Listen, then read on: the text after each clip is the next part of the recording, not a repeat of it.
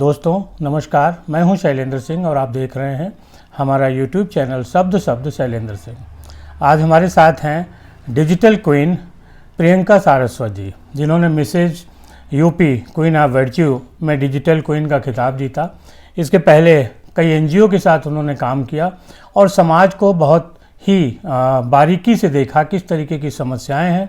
तो हम digital queen से बात करेंगे उनके इस सफ़र पे भी और समाज के प्रति जो उनकी सोच है और जिस तरीके के हालात उन्होंने देखे हैं एनजीओ में काम करते उन पे भी। प्रियंका जी, बहुत बहुत आपका स्वागत है। धन्यवाद। सबसे पहले तो आपने डिजिटल क्वीन का जो खिताब जीता, थोड़ा उसके बारे में बताइए लोगों को, क्या था, कैसे आपने तैयारी की और जीत हासिल की। जी, तो जब मैंने इस प्रतियोगिता में भाग लिया, हमको कुछ सबटाइटल्स दिए गए थे जिनको हमें जीतना था। हाँ। तो उसमें एक सबटाइटल था डिजिटल क्वीन का। तो उस सबटाइटल के लिए हमको अपनी जर्नी शो करनी थी कि आपने जब से इस प्रतियोगिता में भाग लिया है तब से लेके जब तक आप इस प्रतियोगिता का हिस्सा बनने के लिए वहां गए हैं, तो तब तक की जो आपकी जर्नी है, आपने उस बीच क्या क्या किया, आपने अपने आप को कैसे तैयार किया, उसके लिए आपने किस तरीके से सारी तैयारियां की हैं, वो चीज़ अगर हम अपनी सोशल मीडिया पे जर्नी अच्छी दिखा रहे हैं तो उस बेसिस पे वो खिताब मिला। अच्छा जी। कैसा लगा वो खिताब जीत के, और आपके जो फ्रेंड्स और बाकी थे उनको कैसा लगा? बहुत खुश हुए सब लोग, बहुत उन्होंने मुझे अप्रिशिएट किया। सभी लोग पहले से ही जानते थे क्योंकि ये जर्नी पहले ही शुरू हो चुकी थी। तो सभी लोग सोशल मीडिया पे मेरे साथ जुड़े हुए थे। सभी लोग मुझे अप्रिशिएट वहीं से करते थे, सभी मेरी वीडियोस पे लाइक करते थे, मुझे कमेंट्स करते थे, मुझे तभी से अप्रिशिएट करते थे। हाँ, लेकिन मुझे ये नहीं पता था कि मुझे यही वाला खिताब मिलेगा। तो वहाँ जाके बहुत अच्छा लगा, मुझे खिताब मिला डिजिटल क्वीन का। उसके बाद क्या परिवर्तन आपने अपने अंदर देखा सोसाइटी में? सोसाइटी में बस मुझे एक प्रेरणा मिली। मैंने फिर थोड़ा सा और अपने आप को एक्टिव किया सोशल मीडिया पे। मैंने और अच्छी रील्स अपलोड करना शुरू किया और जब से मैं उस प्रतियोगिता से यहाँ पे आई हूँ तब से काफ़ी सारे फॉलोअर्स मैंने गेन कर लिए हैं। थोड़ी और मेहनत की है, थोड़ा और अपने आप को इम्प्रूव किया है। जी। अगला कदम और है इसमें, कुछ और आगे बढ़ना चाहती हैं? देखिए, अभी तो फिलहाल नहीं। अभी तो मेरे पास मेरा परिवार है, बच्चे छोटे हैं, पहले इनको देखना है। उसके बाद कभी आगे और कोई अपॉर्चुनिटी अच्छी मिलेगी तो ज़रूर मैं जाना चाहूँगी। अच्छा जी। आपने शादी के पहले एनजीओ में काम किया जी। क्या चीज़ें थी वहाँ पे जिस सेक्टर में आप काम करती थी?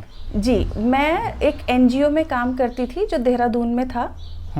देहरादून वहाँ पे उस एनजीओ के अंदर आपके पास लिप्रेसी के जो पेशेंट होते हैं वो, प्लस जो मानसिक रूप से थोड़े से कमज़ोर बच्चे हैं उनको वहाँ पे रखा जाता था, उनकी केयर करी जाती थी, उनका इलाज किया जाता था और उनको शिक्षा दी जाती थी और उनको इस काबिल बनाया जाता था कि वो आगे जाके अपना जीवन यापन कैसे कर सकें। तो एक बहुत ही मेरे साथ दुखद, मुझे बहुत ख़राब लगी एक चीज़ मेरे साथ हुआ, तो वो अभी तक मुझे बहुत दुख देता है, पीड़ा देता है। एक बच्चा था, उसकी तबीयत बहुत ज़्यादा ख़राब हुई वहाँ पे। तो हम लोगों को हम ध्यान रखते थे उनका, ऐसा नहीं कि हम नहीं ध्यान रख रहे, लेकिन हमारी एक ड्यूटी होती है कि हम उनके परिवार वालों को इन्फॉर्म करें कि अगर आपका बच्चे की तबीयत बहुत ज़्यादा ख़राब है, कुछ भी हो सकता है, तो आप या तो उसको एक बार आके देख लीजिए या फिर आप उसको अपने साथ ले जाइए। तो मैंने उनके पेरेंट्स को कॉल किया, मैंने उनकी मम्मी को कॉल किया। मम्मी ने बोला कि मैं घर पे रहती हूँ, मैं बाहर नहीं निकलती हूँ, तो मैं नहीं लेने आ सकती हूँ, आप इनके पापा को कॉल कर लीजिएगा, वो ऑफिस में होंगे। मैंने उनके ऑफिस में फ़ोन किया उनके पापा को, पापा सुबह 10 बजे। तो बोलते मैम अभी लंच ब्रेक होगा तो मैं आऊँगा, अभी ऑफिस में फंसा हुआ नहीं आ सकता हूँ। लंच ब्रेक में मैंने कॉल किया कि सर अभी तक आप आए नहीं हैं, आप एक बार देख तो जाइए अपने बच्चे को। तो लंच ब्रेक में भी वो कहते हैं कि मैम अभी मैं रास्ते में हूँ, मैं निकला हूँ, मैं आ रहा हूँ। अच्छा। तो सुबह से शाम हो गई मुझे कॉल करते हुए, लेकिन वो नहीं आए। तो ये मुझे बहुत ख़राब लगा। जाते वक्त मैं अपने पूरे जो मेरे सहकर्मी थे उनसे मैंने ये सब चीज़ें डिस्कस करी। मैंने बोला कि मुझे बहुत ख़राब लगा कि उसके पापा नहीं आए, मम्मी नहीं आई, कोई नहीं आया। तो जो मेरे सहकर्मी थे वो मुझे बोलते कि मैडम आप अभी आई हैं, आपने पहला केस देखा है, आप एक बार रिकॉर्ड्स उठा के देखिए, इसमें कितने गलत एड्रेस लोग देके जाते हैं, अपने बच्चे को यहाँ छोड़ के चले जाते हैं, एड्रेस गलत होता है, फ़ोन नंबर गलत होता है, आके दोबारा वो पलट के अपने बच्चों को देखते भी नहीं हैं।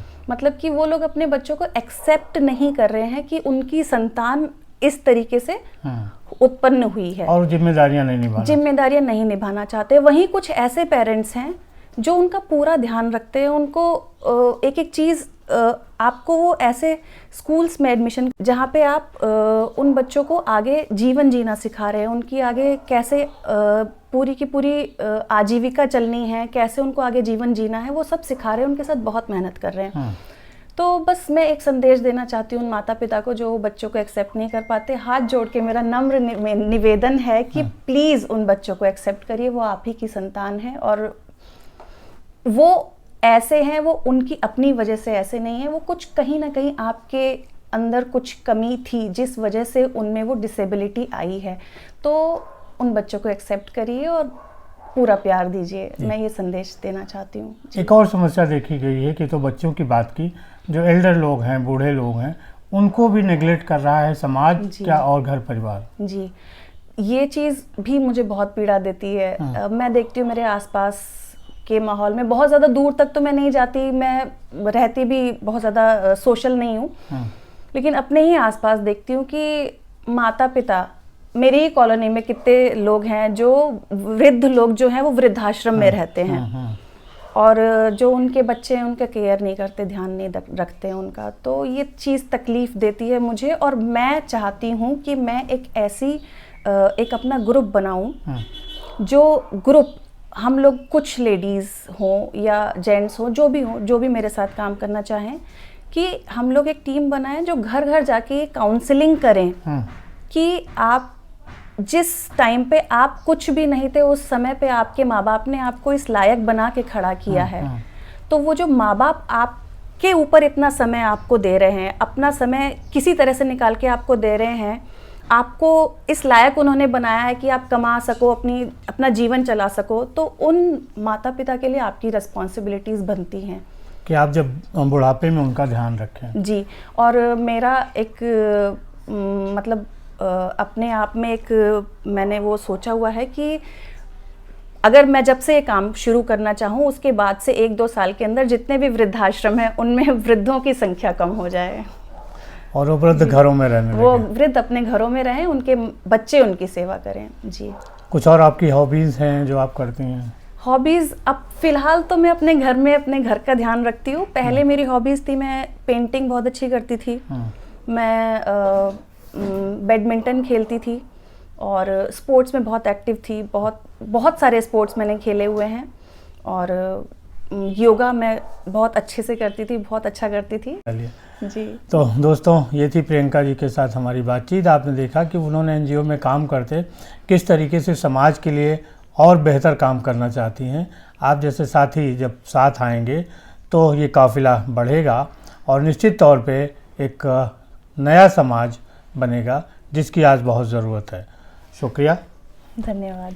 और दोस्तों, आपका भी बहुत शुक्रिया कि आप इतने लंबे समय तक देखते। Thank you.